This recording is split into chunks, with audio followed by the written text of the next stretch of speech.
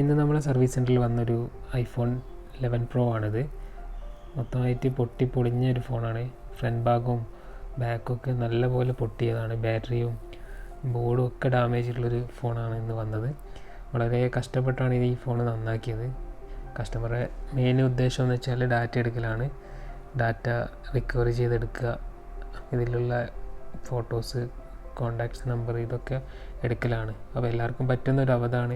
Phone വാങ്ങിയിട്ട് നമ്മൾ ഒരു ഐഫോൺ വാങ്ങുകയാണെങ്കിൽ തന്നെ ഐക്ലോഡ് കൂടി വാങ്ങുന്നത് ഏറ്റവും ബെറ്ററാണ്. കാരണം എന്താ വെച്ചാൽ നമ്മുടെ ഫോൺ പോയി കഴിഞ്ഞാൽ പിന്നെ അതിലുള്ള ഡാറ്റാസ് മൊത്തം പോകും. ചില കേസിൽ നമുക്ക് ഡാറ്റ റിക്കവർ ചെയ്യാനൊന്നും പറ്റാത്തൊരു കേസ് വരുത്തുന്നുണ്ട്. അതായത് 80% വരെ നമ്മൾ ചെയ്യുന്നുണ്ട്. ഇപ്പോൾ 20% നമുക്ക് കിട്ടാത്ത അവസ്ഥ വരുന്നുണ്ട്. അപ്പോൾ അങ്ങനത്തെ ഫോണ് ശരിയാക്കാൻ പറ്റാത്ത ഫോൺ വരുന്നുണ്ട്. അപ്പോൾ നമ്മളെന്ത് ചെയ്യുക, ഒരു ഐഫോൺ ഇത്രയും പൈസ കൊടുത്ത് വാങ്ങുമ്പോൾ അതിൻ്റെ കൂടെ നമ്മളൊരു ഐക്ലോഡും കൂടി പർച്ചേസ് ചെയ്യുന്നത് ബെറ്റർ ആയിരിക്കും.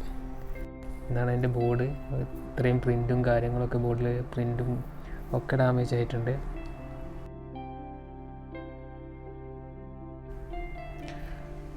ഐഫോൺ എക്സിന് മുകളിലോട്ടുള്ള എല്ലാ മോഡലിലും ഡബിളായിട്ടാണ് ബോർഡ് വരുന്നത്. ഡബിൾ ലെയർ ബോർഡാണ് വരുന്നത്. ഒരു ബോർഡിൻ്റെ മുകളിൽ വേറൊരു ബോർഡായിട്ട് വരുന്നതാണ്. അതായത് ലോവർ ബോർഡ്, അപ്പർ ബോർഡ്, അങ്ങനെ 2 പാർട്ടായിട്ടാണ് വരുന്നത്.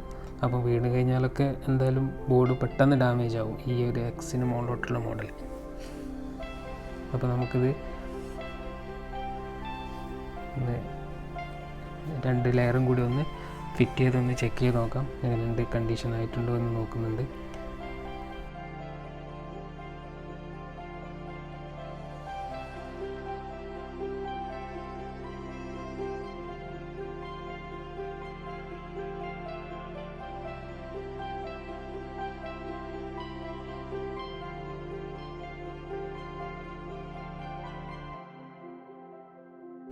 അപ്പം മറക്കേണ്ട, ഐഫോൺ വാങ്ങുമ്പോൾ അതിൻ്റെ കൂടെ ഒരു ഐക്ലോഡ് കൂടി പർച്ചേസ് ചെയ്യാൻ നോക്കുക മാക്സിമം.